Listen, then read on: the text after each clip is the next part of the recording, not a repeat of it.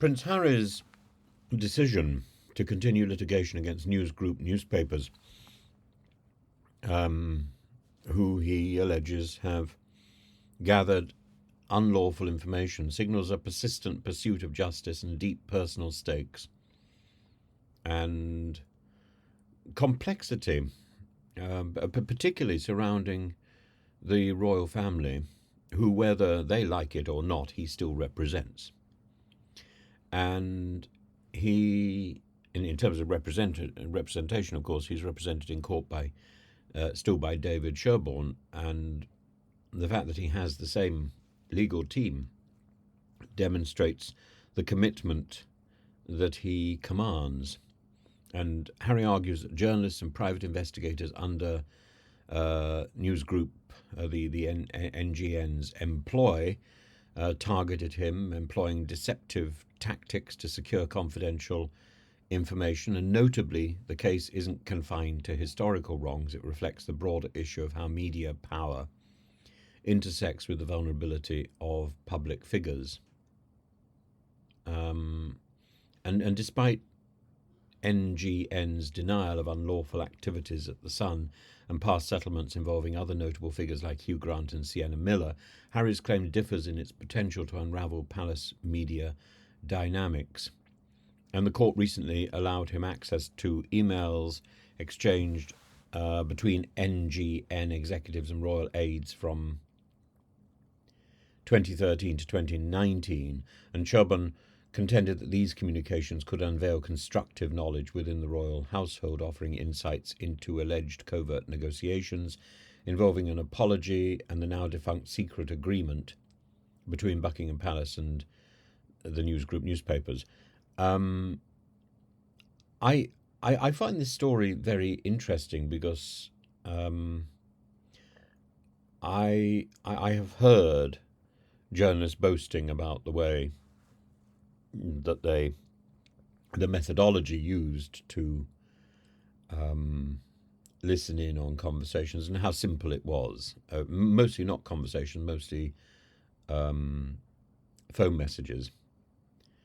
And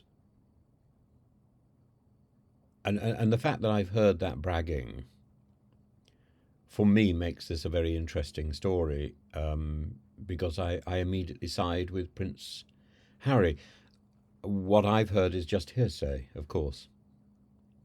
It's got no legal weight at all. I can't even remember the people who told me these stories. But I heard them from so many different sources that I'm inclined to think they were true. NGN, represented by Anthony Hudson, KC, dismissed all this as an expensive speculative fishing exercise lacking relevance to Harry's claims. Nonetheless, Mr.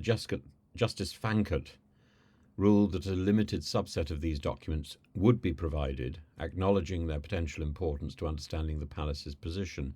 And the litigation's complexity is heightened by the tensions in his own family. Prince Harry's accusations about Buckingham Palace's alleged attempts to deter him from legal action imply a rift extending beyond mere personal grievances, perhaps touching on broader royal concerns over transparency and accountability.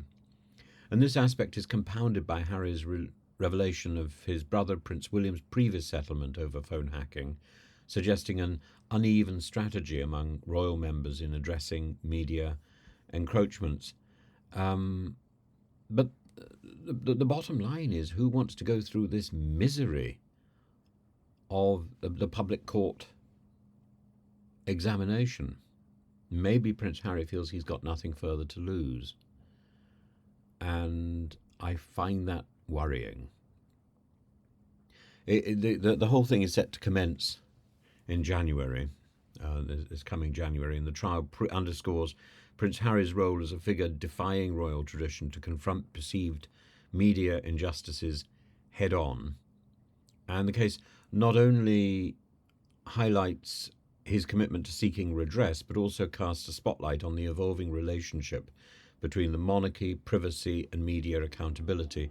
And as Harry stands alongside Tom Watson, another claimant, this litigation signals a defiant move against a publisher that has long evoked contention and, perhaps more strikingly, seeks to reshape the boundaries of how the powerful balance between public image and private grievance must progress.